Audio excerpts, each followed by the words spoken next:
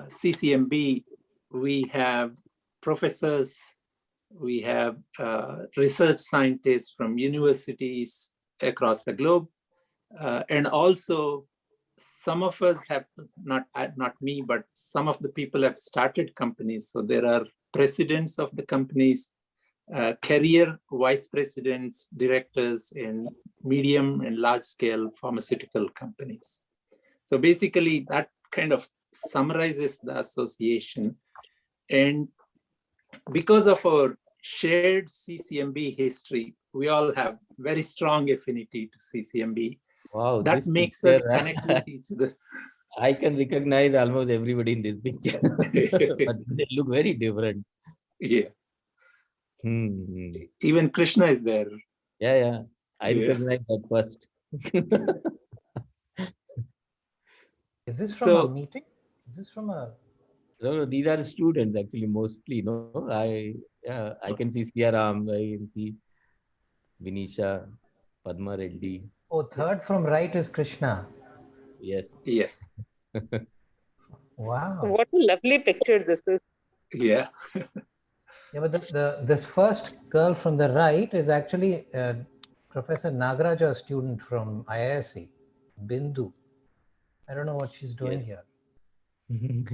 Maybe she was visiting. And I can see Vidya also. She was not a student. Vidya was postdoc in Venus Lab. She's there. So maybe Raghavendra, Nambi, Tambi. Everybody is there in this. Murli. Yeah. I feel bad I'm not there in this. How come you? I can't see Prasanna also. Is it? Yeah. Down the memory line. Yes. It's what, 93 maybe? Probably, yeah. Around something like that, yeah. Tarun is there. Poonanand is so young. Okay. So continuing, Rakesh, because of the strong CCMB bond, when we talk, when we meet, we have lovely memories to talk about, right? But to get organized, we got organized into 4 groups, which may be of interest to you. So US academia, US industry, India academia, and India industry. We think that all 180 or 350 will fit into one of these categories. And right now, US industry and India industry groups are well organized. We had a couple of Zoom meetings. Academia groups are getting organized. So that'll be a good outreach depending on the interests, right? So if you go to the next slide, yeah, that's about what we plan to do. If there is interest, we can arrange these talks monthly, and really looking at the depth of the talent in the group, we can arrange on science, scientific tools, or even business of science. We have a couple of finance guys for biotech industry. We have people who are working on patent and law related to biotech. So there's tremendous talent. Yeah. So I'll stop there and I'll let Rajaram introduce our speaker today, Priyamvada. Hello, everybody. It is my great pleasure to introduce Priyamvada Acharya to all of you. So for those of you who may not know, Priyamvada joined CCMB in 1997. She joined Madhusudan Rao's lab. She is actually his second student. And during her stay in CCMB, she did a lot of directed evolution studies. She was working on thermostability of lipases. And I think her interest in protein engineering, protein structures started there. And then, can everybody mute so I can hear a lot of background sound? Actually, the host can mute everyone. Yeah. And then After finishing her PhD in CCMB, she moved to the Max Planck Institute in Germany. She was there for 2 years in Germany. During this period, she was again working on several aspects of protein engineering. Then from Germany, she moved to the NIH, the Vaccine Research Center, the structural biology section, where she was there for almost a decade, studying HIV coat proteins, understanding how different understanding the mechanisms of HIV entry and how to inhibit HIV from entering cells. She also did a lot of work on developing neutralizing antibodies against HIV-1. 2 years back in 2018, she moved to the Duke University, where she's the director of the structural biology division. She's also an associate professor at the Department of Surgery. With that, I'll let Priyamvada explain her exciting research. And Priyamvada, you can start sharing your screen and give a talk. Well, thanks, Rajaram.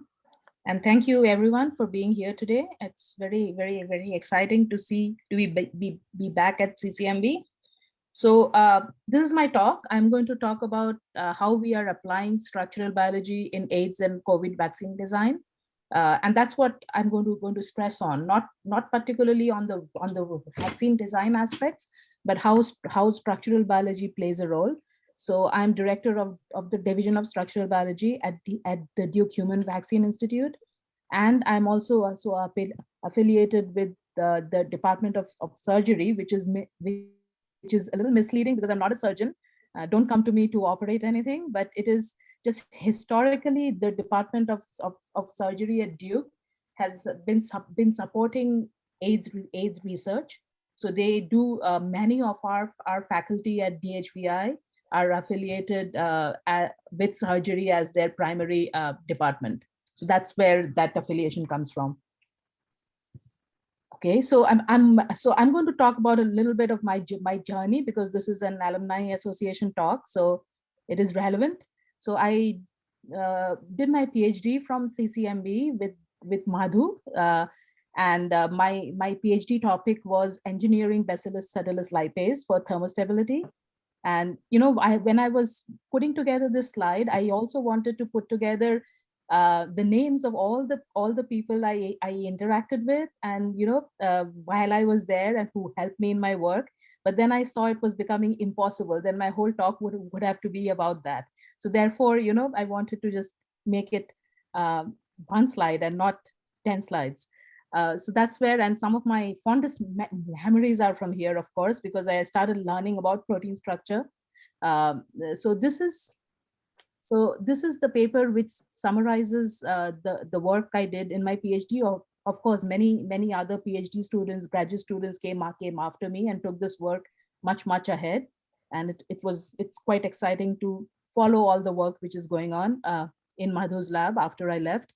And so basically, this is the key result where we saw that we engineered the lipase to become more thermostable, which means it retained activity after exposure to high temperature. And towards the end of the work, Shankar joined CCMB, and they solved the structures of these proteins. Rajkumar was the grad student in Shankar's lab who did that work. And actually, that while I was doing and we were lucky to have that collaboration, because while I was doing this engineering work, I was kind of torn at not being able to see the structures at atomic details, because I knew if I could do that, I could move things ahead much faster. But then thankfully for this study, we had the help. But that was when I started looking for postdoc positions where I would be able to learn structural biology.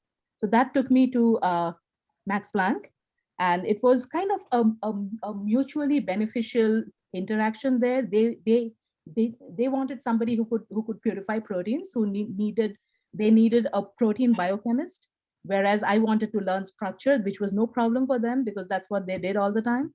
So it was a collaboration between the Max Planck Institute of Biophysics at Frankfurt and the Max Planck Institute of Terrestrial Microbiology at Marburg. I worked with two wonderful mentors there.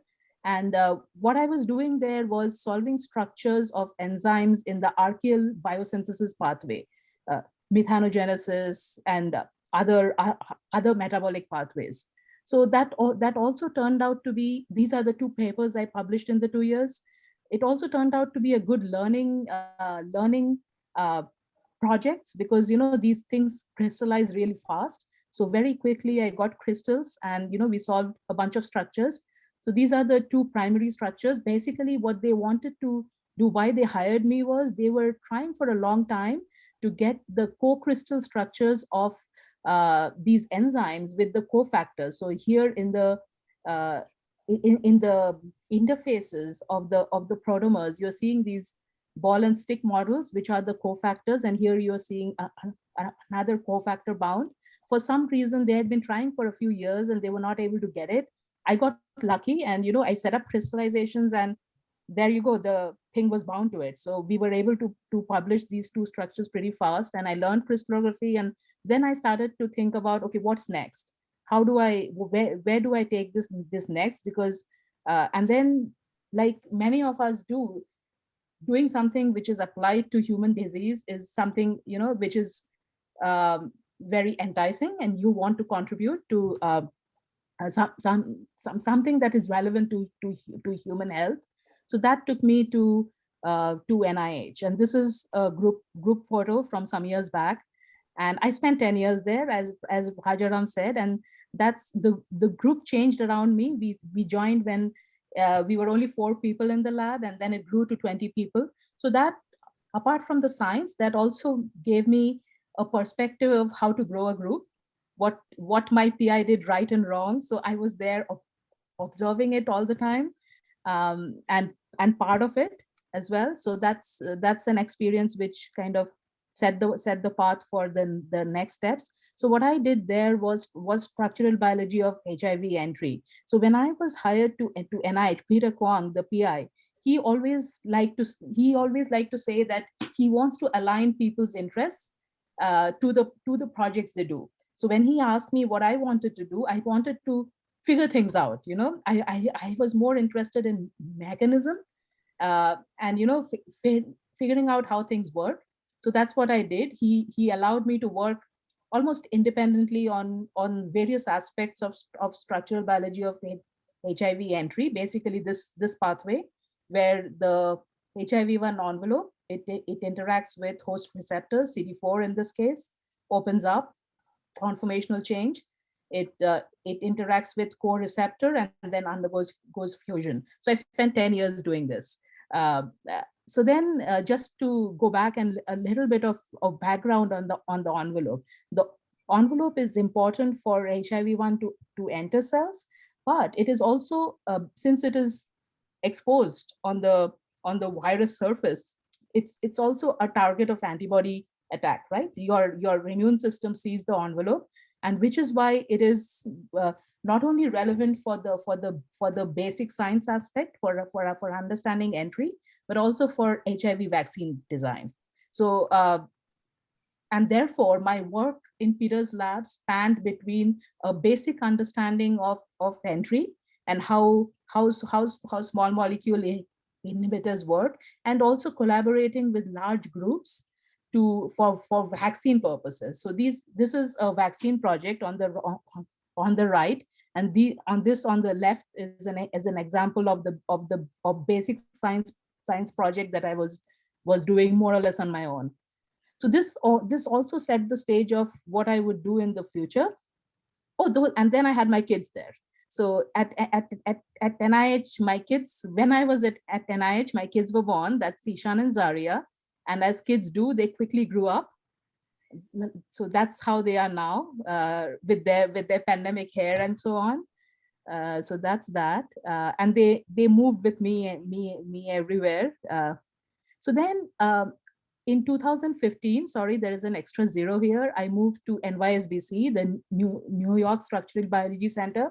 So that was a very a little unusual kind of move when I was still associated with the VRC. I was actually working for the VRC, but I was working at NYSBC. So with Dr. Bridget Carragher and Clint Potter.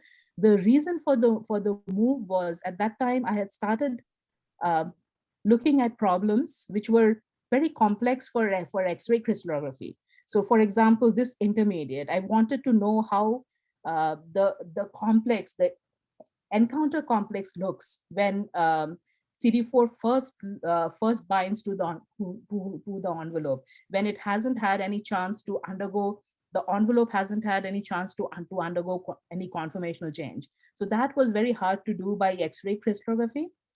So we needed something that could look at structures which were highly heterogeneous, highly flexible. So that, and then when the opportunity to learn cryo-EM came up, I just took it and I moved with the kids.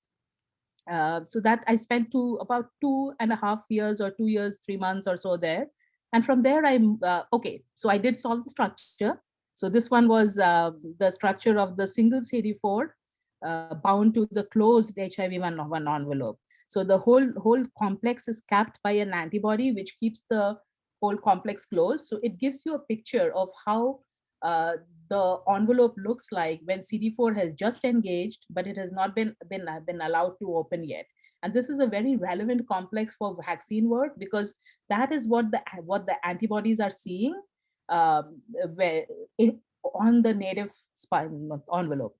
So this is one of my first cryo-EM structures. It was not very high resolution, 6.8, but it was good enough to look at contacts, and we could complement them with functional assays to tell a lot about what the relevance of that site is. But then my agreement and with Peter was that I would not only work on my projects at NYSBC, I would also solve all other projects that VRC needed to solve cryo-EM structures of. So that was good and bad. Bad because I had to spend time on things which were not necessarily my passion, but it also helped me learn cryo-EM really fast. So that's my journey at NYSBC, and then I was recruited as the director of structural biology at DHBI, where I am now. So this is my group pre-pandemic. It has actually grown a lot during the pandemic and changed and so on. So what happened was when the pandemic hit, we were writing a grant on HPIV, human para-influenza virus.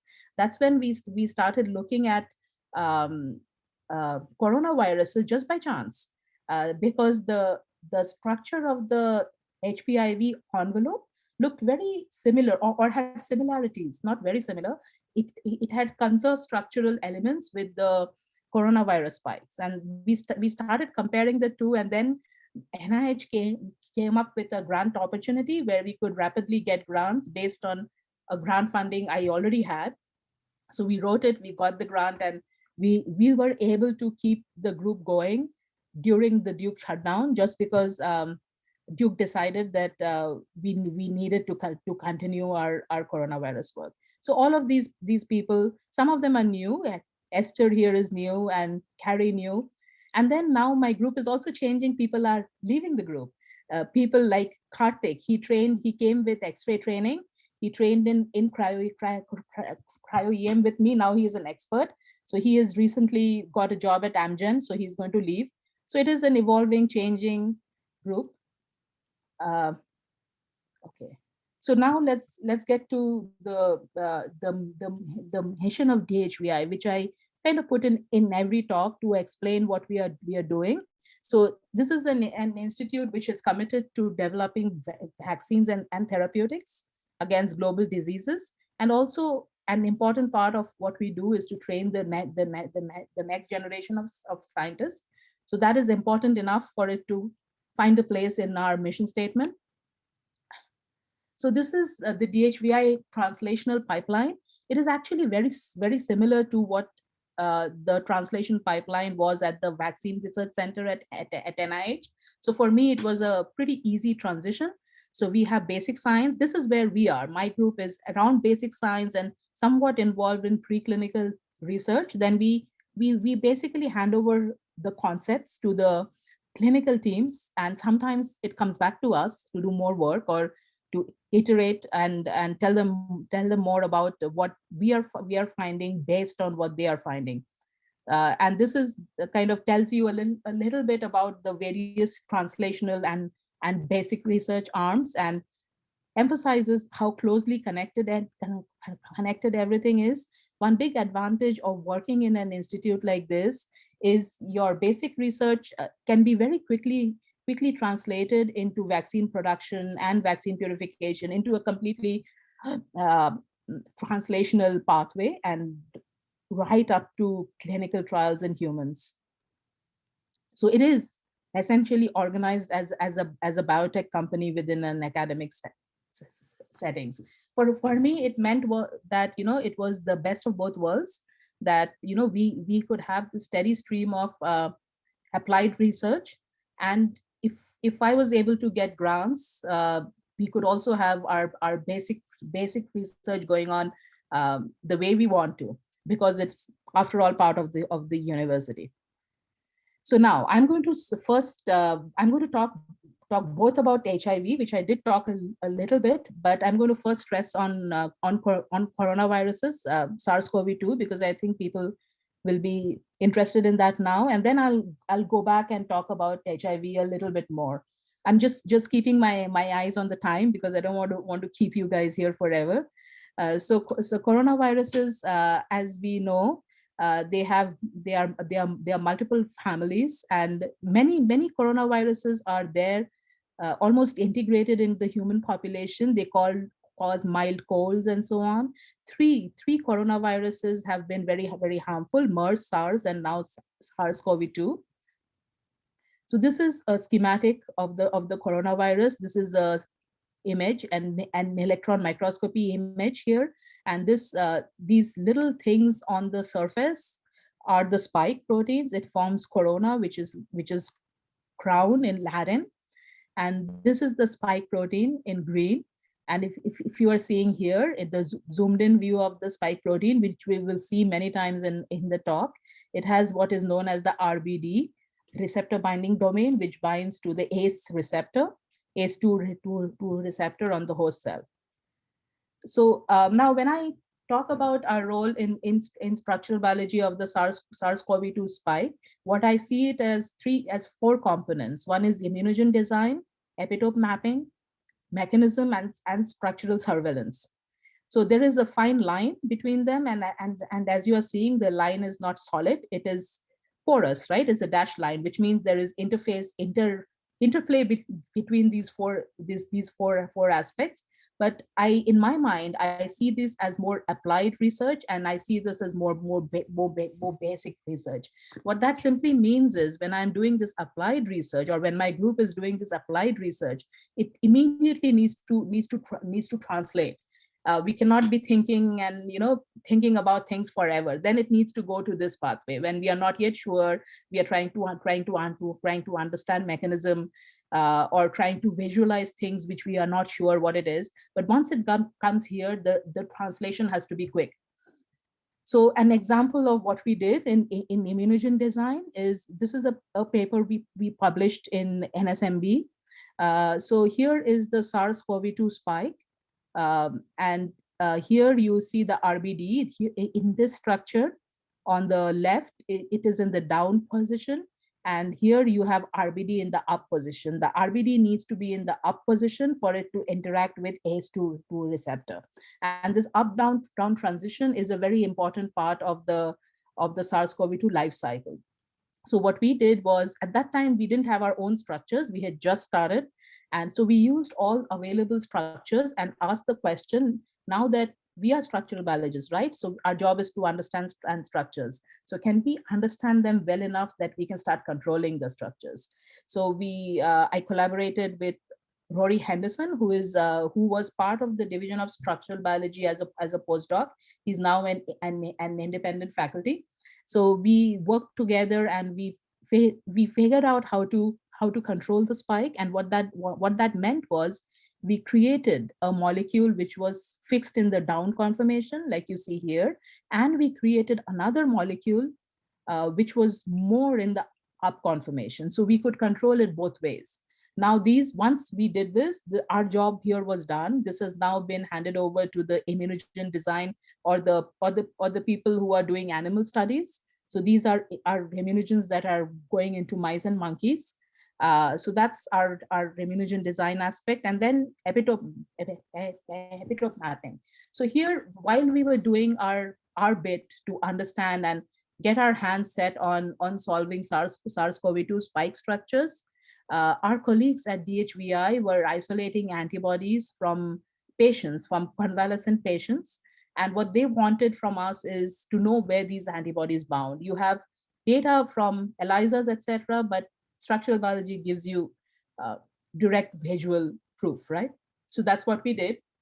So here we kind of solved a bunch of structures, told them which ones are binding to the RBD and where they are binding. We got details good enough to one thing to know about these antibodies and where they bind is the RBD moves around all the time.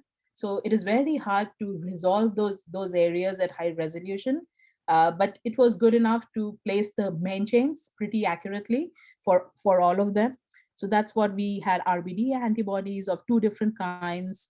Then we have NTD binding antibodies. NTD is the N-terminal domain. RBD is the main immunodominant region where all the protective antibodies bind. NTD is yet another region where there is also a site where antibodies bind. So that was our next. Epitope mapping is the other part of the translational aspect. And then mechanism. This is an example of how we look at things when we are looking at mechanism. So we started looking at the D614G mutation. So very early on in the pandemic, the spike acquired a mutation which changed an aspartic acid at position 614 to a glycine. And that virus, it spread very rapidly, and it now is dominant worldwide. So we wanted to understand, along with other groups, many other groups were doing this as well. What exactly is it doing, and can we do a structure and understand this? So right in, you're seeing that there is a difference between applied and basic, because here when we are getting into the structural studies, we really don't know if it will come up with any answer. Maybe we cannot tell that what the difference is, etc. So these are more exploratory studies. So here is a summary of the work. It's published in Cell Reports, and this is a graphical summary of the work. So what you are seeing here is a picture of the spike. It is actually multiple spikes overlaid on each other. And what becomes very clear, right, when you look at this picture, is on the top half of the spike, there is a lot of movement.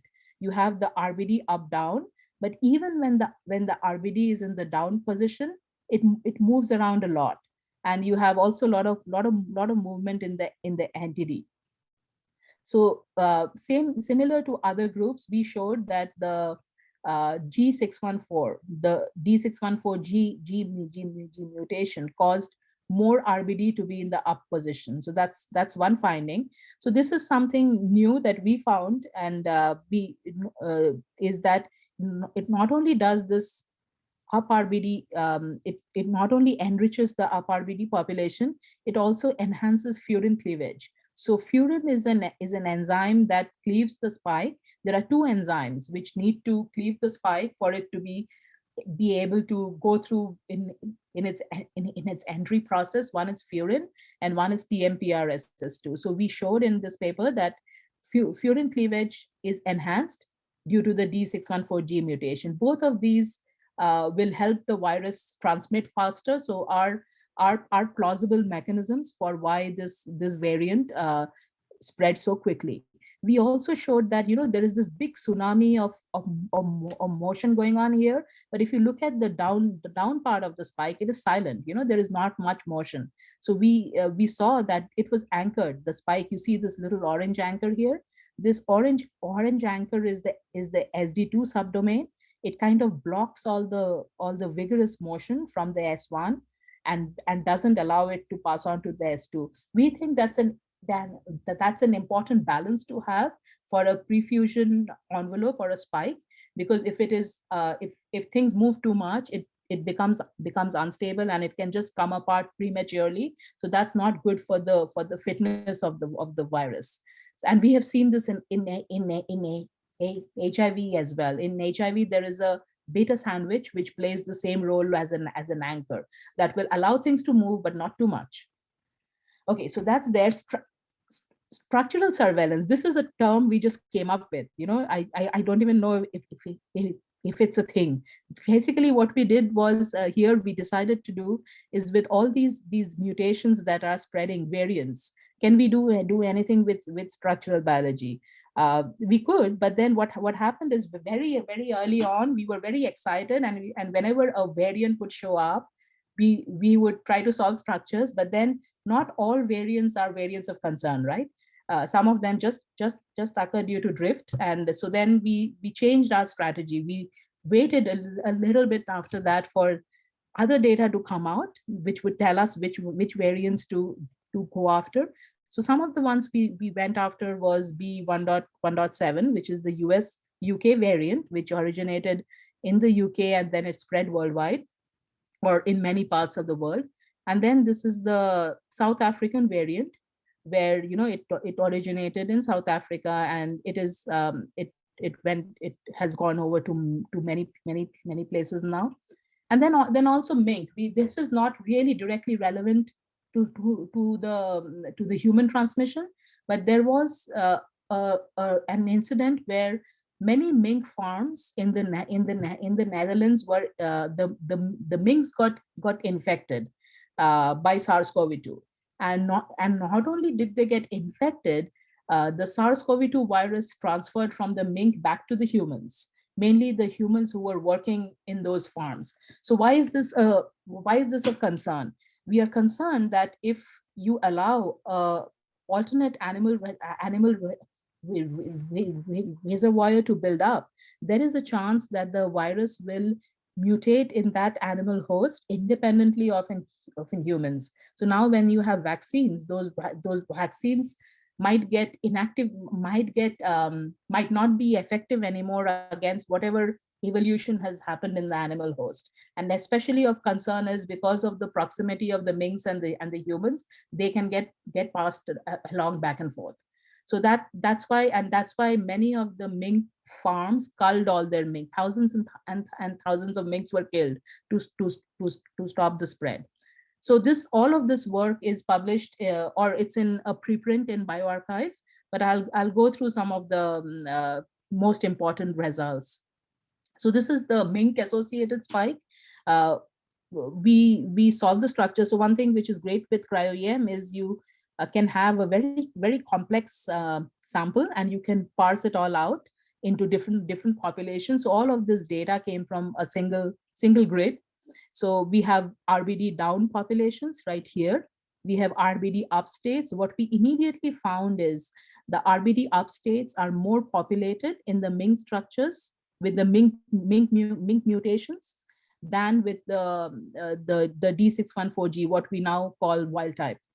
And then we identified a surprising new state where if you look at this, there are three protomers, right? There's orange and purple and this pink. So this pink protomer wraps around, but if you look at this state, this pink protomer is missing. And so half of one of the protomers is cut out. So here you see that more clearly. You don't see the full protomer for this pink one. So I'm not going to go into the details. All the analysis is in the preprint that I just mentioned, but we tracked it down to downstate instability. That among these downstates, we identified one of the states which, though it was in the downstate, it showed a lot of signs of instability. It was moving in the parts it should not. We don't typically see movement, and we think this is one of the reasons for it being able to shear out that half of the protomer, and this is the kind of instability I was talking about earlier. This is not good for the fitness of the virus. If things are moving so fast, so much that they just fall apart prematurely. So we didn't expect this answer, but we were happy to get the answer. That's what it always happens when we go exploring. Structures always have a story to tell. So so this is another view of the of that unusual protomer, and here I have put a ghost protomer, which just means this is the part which is missing.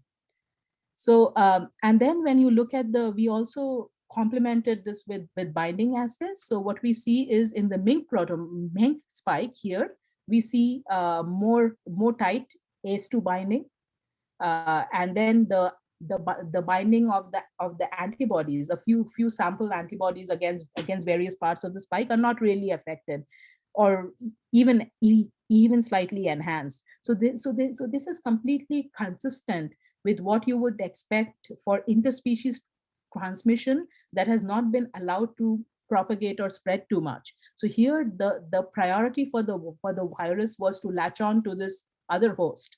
So though MINC has its own ACE2, it is homologous to the human ACE2, it's still little different. So how the virus did it was to just increase affinity to ACE2, but there was no immune pressure, no selection pressure to get rid of the binding of these antibodies. So it was all consistent, and I think that was one of the reasons this did not, though it went back to humans, it did not spread too much. There were instabilities in the spike, and there may have been deficiencies in some other pathways also created. So now this is the UK spike, right? So very, very different from the MINC associated spike. What we found in the UK spike was it was balancing, destabilizing, and stabilizing mutations. So though it wanted to go to the more upstate, what we saw for this was also, and I'm not showing this here, it is there in the preprint, it had more upstate, RBD upstate, which means that all these variants are prioritizing transmissibility. They want to spread more quickly.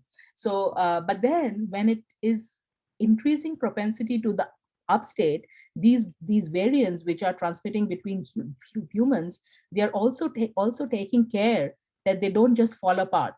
Okay, so that's how. Let me show a few examples. For example, we saw that in the B.1.7 variant, there is a histidine triad which is created due to a mutation, the D118H mutation. Here you don't have any interaction, but here you do.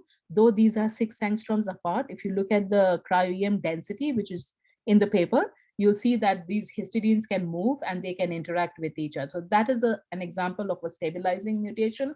Right next to it, you have a destabilizing mutation where a hydrogen bond is lost in the UK variant.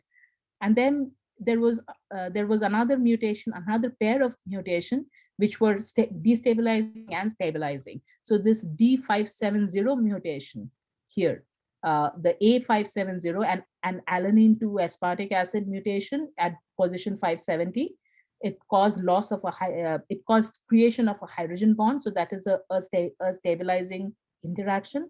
Whereas this A982, it used to be a serine, so that lost the hydrogen bond, and that is a destabilizing. But due to the loss of this hydrogen bond, we found that now there is an increased propensity of the spike to go in the upstate. So this overlay tells us that that it now is more towards the upstate.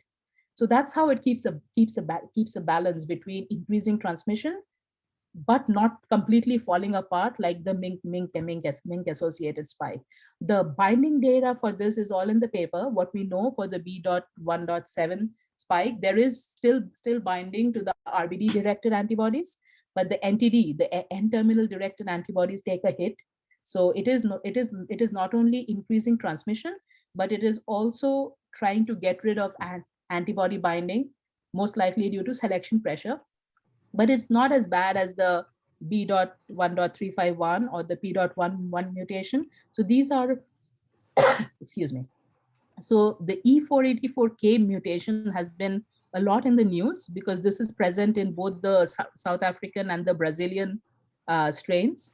And we went after this, we kind of parsed, we not only solved structures of or studied the whole variant, we also looked at each individual mutation to parse out their effects. So this is a summary of the key result. What we see is we looked at spike binding, the entire spike versus only the RBD.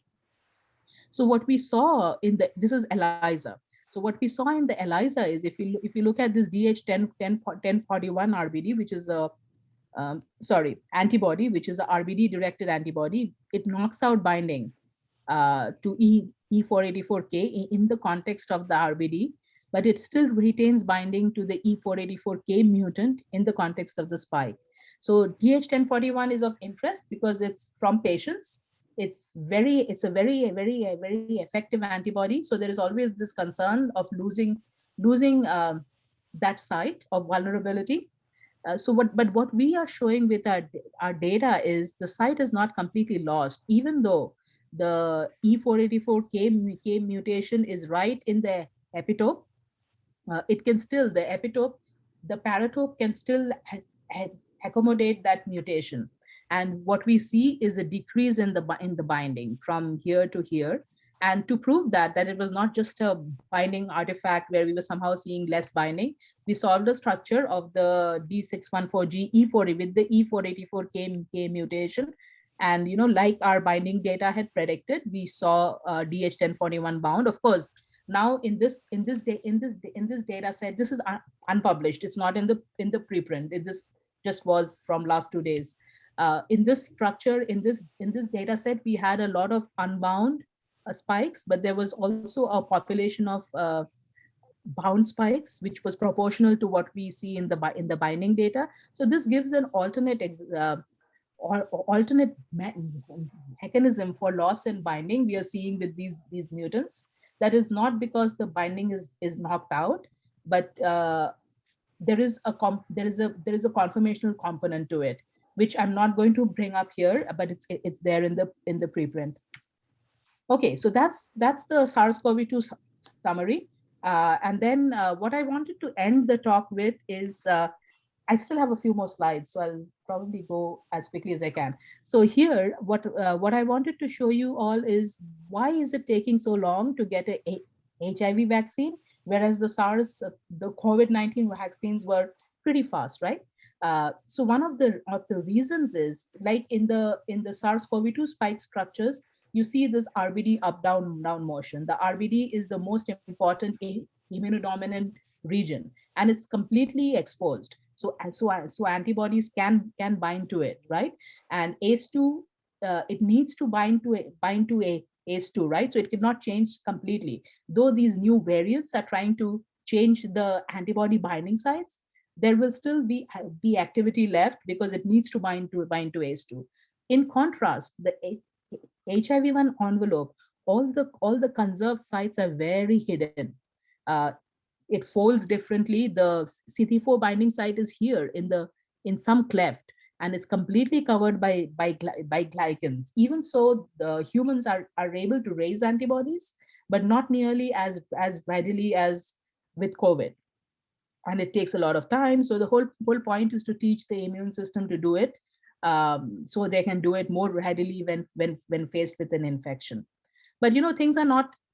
There are many positives, and a lot of groups are getting good results towards an HIV vaccine. So all of that, the current concept in the field is that of reverse vaccinology, which means we learn from infected individuals by isolating the antibodies from them, and then we look at the structure, and from there we design immunogen, and those hopefully will go on to give you the vaccine. So there are two main approaches.